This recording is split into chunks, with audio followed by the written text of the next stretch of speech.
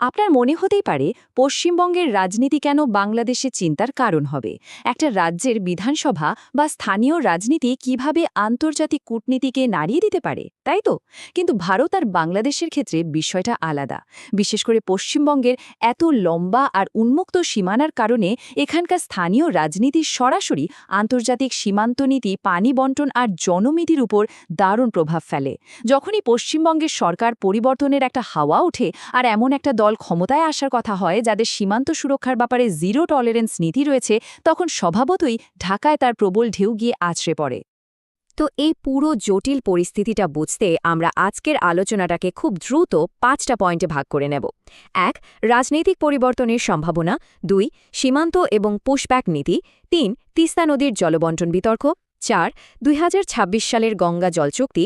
এবং সবশেষে রাজনৈতিক প্রতিক্রিয়া ও কূটনীতি।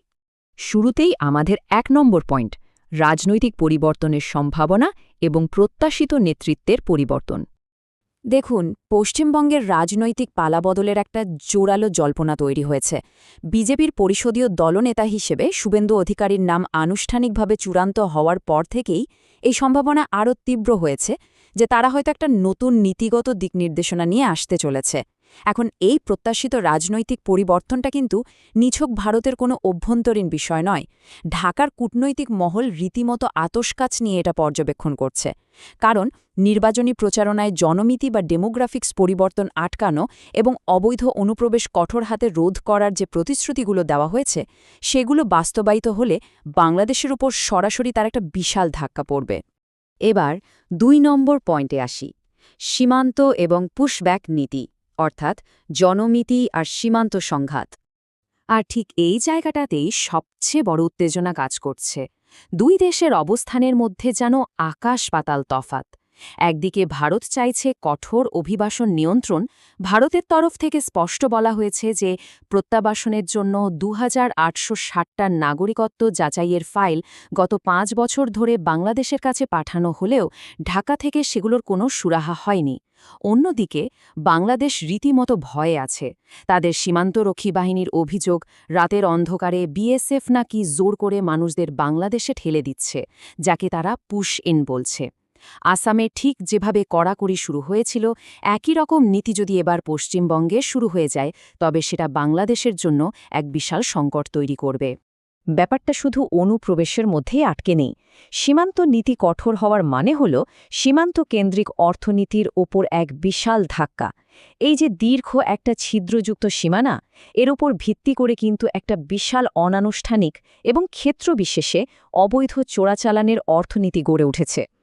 নতুন সরকার এসে যদি অনুপ্রবেশ আর চোরাচালান সম্পূর্ণ বন্ধ করতে কড়া পদক্ষেপ নেয়, তবে এই নেটওয়ার্কগুলো তো ধ্বংস হবেই, সাথে সীমান্তের দুই পাড়ের বিশাল সংখ্যক মানুষের জীবনযাত্রাও সরাসরি হুমকির মুখে পড়বে। ঢাকার জন্য এটা একটা বিরাট আর্থসামাজিক মাথাব্যথার কারণ। এবার আসি ৩ নম্বর পয়েন্টে, তিস্তা নদীর বহু পুরনো আর চর্চিত জল বন্টন বিতর্ক। সীমানা ছাড়িয়ে এবার আমরা সম্পদের নিয়ন্ত্রণের দিকে একটু নজর দেব। এই স্লাইডটা একটু খেয়াল করুন, বেশ ইন্টারেস্টিং। ড মনমোহন সিংয়ের আমলে ২০১১ সালে এই প্রস্তাবিত রূপরেখাটা তৈরি হয়েছিল। কথা ছিল তিস্তার জলের ৪২.৫% পাবে ভারত, ৩৭.৫% পাবে বাংলাদেশ, আর বাকি ২০% নদীর স্বাভাবিক প্রবাহের জন্য ছেড়ে রাখা হবে। বেশ ভালো একটা সমাধান মনে হচ্ছিল, তাই না? কিন্তু পশ্চিমবঙ্গের বর্তমান মুখ্যমন্ত্রী মমতা বন্দ্যোপাধ্যায় রাজ্যের কৃষকদের সেচের জলের চাহিদার কথা মাথায় রেখে এই চুক্তিতে প্রবল আপত্তি জানান। আর ব্যাস, চুক্তিটা সেই যে আটকে গেল, আজও আটকেই আছে। এখন আপনার মনে প্রশ্ন আসতে পারে, নতুন সরকার এলে বা বিজেপির প্রভাব বাড়লে কি এই জট খুলবে? উত্তরটা হলো সম্ভাবনা খুবই কম। কারণ উত্তরবঙ্গের যে জেলাগুলো, যেমন দার্জিলিং, জলপাইগুড়ি বা কোচবিহার, যারা তিস্তার জলের উপর পুরোপুরি নির্ভরশীল, সেগুলো কিন্তু বিজেপির অত্যন্ত শক্তিশালী নির্বাচনী ঘাঁটি বা স্ট্রংহোল্ড। কোনো রাজনৈতিক দলই চাইবে না নিজেদের শক্ত ঘাঁটির কৃষকদের বঞ্চিত করে সেই জল প্রতিবেশী রাষ্ট্রকে দিয়ে দিতে। সুতরাং স্থানীয় এই নির্বাচনী সমীকরণের কারণেই তিস্তার জলবন্টন নিয়ে বাংলাদেশের খুব একটা আশাবাদী হওয়ার জায়গা নেই বললেই চলে। আর এই তিস্তা চুক্তি আটকে থাকার ফলে বাংলাদেশে যে একটা গভীর হতাশা তৈরি হয়েছে, সেটা এই উক্তিতেই একদম স্পষ্ট। বাংলাদেশের পররাষ্ট্রমন্ত্রী পরোক্ষভাবে একটা বড়সড় কূটনৈতিক চাপের কৌশল নিয়েছেন। তিনি পরিষ্কার ইঙ্গিত দিয়েছেন যে ভারত যদি জল বন্টন চুক্তিতে এরকম বিলম্ব করতেই থাকে, তবে ঢাকা আর হাত গুটিয়ে বসে থাকবে না। তারা তিস্তা ব্যবস্থাপনা প্রকল্পের জন্য সরাসরি চীনের দ্বারস্থ হবে। ভূ রাজনীতিতে এটা কিন্তু একটা মারাত্মক চাল। পানি সম্পদ ব্যবস্থাপনায় চীনকে যুক্ত করার ভয় দেখিয়ে ভারতকে চাপে ফেলার একটা মরিয়া চেষ্টা বলা যেতে পারে এটাকে।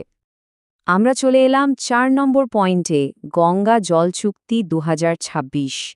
তিস্তা নিয়ে মিডিয়াতে প্রচুর হইচই হলেও সবচেয়ে বড় অস্তিত্ব রক্ষার সংকটটা কিন্তু লুকিয়ে আছে ঠিক এইখানে। একটু পিছন ফিরে তাকালে দেখব ১৯৯৬ সালে ভারত ও বাংলাদেশের মধ্যে ৩০ বছর মেয়াদী গঙ্গা জল চুক্তি সই হয়েছিল। সে ঘড়ির কাঁটা টিকটিক করতে করতে এখন এসে ঠেকেছে ২০২৬ সালে, যখন এই চুক্তির মেয়াদ শেষ হতে চলেছে। জানুয়ারি থেকে মে মাস পর্যন্ত যখন শুষ্ক মৌসুম থাকে, তখন গঙ্গায় জলের প্রবাহ মারাত্মকভাবে কমে যায়। আর এখন তো জলবায়ু পরিবর্তন আর বৃষ্টির খামখেয়ালিপনার কারণে ১৯৯৬ সালের তুলনায় জলস্তর কমার হার অনেক বেশি বিপজ্জনক পর্যায়ে পৌঁছেছে। বুঝতেই পারছেন ২০২৬ সালের চুক্তি নবায়নের সময় এই শুষ্ক মৌসুমের জলের ভাগাভাগি নিয়ে কতটা জটিল আর শক্ত দরকষাকষি হতে চলেছে। এই পুরো গঙ্গা চুক্তির সবচেয়ে ক্রুশাল ব্যাপারটা হল ফারাক্কা ব্যারাজের এই উভয় সংকট। ফারাক্কা ব্যারেজ মূলত তৈরি করা হয়েছিল গঙ্গার জলকে হুগলি নদীতে ঘুরিয়ে দিয়ে কলকাতা বন্দরকে রক্ষা করার জন্য। কলকাতা বন্দর বাঁচানো মানে পশ্চিমবঙ্গের অর্থনীতিকে বাঁচানো। কিন্তু সমস্যা হলো এই জল ঘোরানোর ফলে ভাটিতে অর্থাৎ বাংলাদেশে জলের প্রবাহ কমে যায়, যা সেখানকার কৃষিকাজ আর সেচ ব্যবস্থাকে রীতিমতো শুকিয়ে মারে। সোজা কথায় ভারতের কাছে চ্যালেঞ্জ হলো যে কোনো মূল্যে কলকাতা বন্দরকে বাঁচানো, আর বাংলাদেশের কাছে চ্যালেঞ্জ হলো নিজেদের কৃষিকে বাঁচানো। এটা একদম একটা জিরো সাম গেম। এবার আমাদের শেষ এবং ৫ নম্বর পয়েন্ট, রাজনৈতিক প্রতিক্রিয়া ও কূটনীতি। এই যে সীমানা আর জলের এত বিবাদ, এগুলো কিভাবে মাঠের রাজনীতিতে অত্যন্ত উত্তেজক বয়ানে রূপ নিচ্ছে সেটাই আমরা এখন দেখব। সীমানা বিরোধ যে কিভাবে একে অপরের অভ্যন্তরীণ রাজনীতিতে ঢুকে পড়ছে, তার একটা বড় প্রমাণ হলো এই বিষয়টা। বাংলাদেশের রাজনৈতিক ব্যক্তিত্ব নাহিদ ইসলামের নামে ছড়িয়ে পড়া এই মন্তব্যটা খেয়াল করুন। বলা হচ্ছে ১৭ কোটি বাংলাদেশি মুসলিম মমতা বন্দ্যোপাধ্যায়ের সাথে রয়েছে এবং তাকে দিল্লির বিরুদ্ধে লড়াই চালিয়ে যাওয়ার আহ্বান জানানো হচ্ছে। আমরা এখানে কোনো পক্ষ নিচ্ছি না, শুধু সূত্রগুলো তুলে ধরছি। কিন্তু এই ধরনের মন্তব্য খুব স্পষ্টভাবে দেখাচ্ছে যে কিভাবে ভারতের একটা রাজ্যের অভ্যন্তরীণ রাজনৈতিক সংঘাতকে মমতা বনাম বিজেপি, সীমানার ওপারের রাজনৈতিক ব্যক্তিরা নিজেদের মতো করে ব্যবহার করছেন। তারা প্রকাশ্যে একটা ডেমোগ্রাফিক অ্যালায়েন্স বা জনমিতিক জোটের কথা বলে উত্তেজনা আরও বহুগুণ বাড়িয়ে দিচ্ছেন। শুধু রাজনীতিবিদরাই নয়, বাংলাদেশের গণমাধ্যম এবং কূটনৈতিক মহলও এই পুরো পরিস্থিতি অত্যন্ত সতর্কতার সাথে বিশ্লেষণ করছে।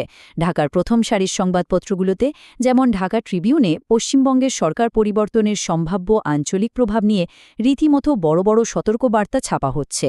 একদিকে যেমন জোরপূর্বক প্রত্যাবাসন বা পুশিন নিয়ে একটা আতঙ্ক ছড়ানো হচ্ছে, অন্যদিকে আবার এর চরম ধর্মীয় মেরুকরণের আবহে দুই দেশের মধ্যে কিভাবে শান্তিপূর্ণ সহাবস্থান বজায় রাখা যায় সেই আকুল আবেদনও বারবার উঠে আসছে।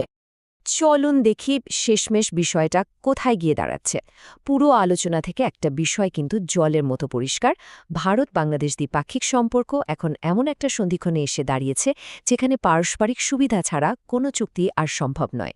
নয়াদিল্লি হোক বা কলকাতা, কেউই আর আগের মতো স্রেফ সদিচ্ছার খাতিরে একতরফা ছাড় দিতে প্রস্তুত নয়। জলবন্টন হোক বা সীমান্ত সুরক্ষা, যে কোনো চুক্তির ক্ষেত্রেই ভারতকে বিনিময়ে কী দেওয়া হচ্ছে সেটা এখন আতশ কাছের নিচে ফেলে জয়জয় করা হবে। আর এই পুরো বিশ্লেষণ শেষে আমরা ঠিক এই মোক্ষম চিন্তার জায়গাটিতেই এসে দাঁড়াই। ২০২৬ সাল কিন্তু কড়া নাড়ছে। একদিকে পশ্চিমবঙ্গে কট্টর সীমান্ত নীতির সম্ভাবনা, অন্যদিকে তিস্তার জট। এই চরম টানাপোড়ানের মধ্যে নতুন কোনো চুক্তির জন্য দরকাশাকাশির টেবিলে বাংলাদেশ আসলে ভারতের জন্য লাভজনকী প্রস্তাব নিয়ে আসতে পারবে? ভবিষ্যৎ ভারত বাংলাদেশ সম্পর্কে চাবিকাঠি লুকিয়ে আছে এই একটা মাত্র প্রশ্নের উত্তরে। আজকের বিশ্লেষণ এ পর্যন্তই। এই জটিল ভূরাজনৈতিক সমীকরণ ভবিষ্যতে কোন দিকে মোড় নেয় সেদিকে অবশ্যই আমাদের নজর থাকবে। ভালো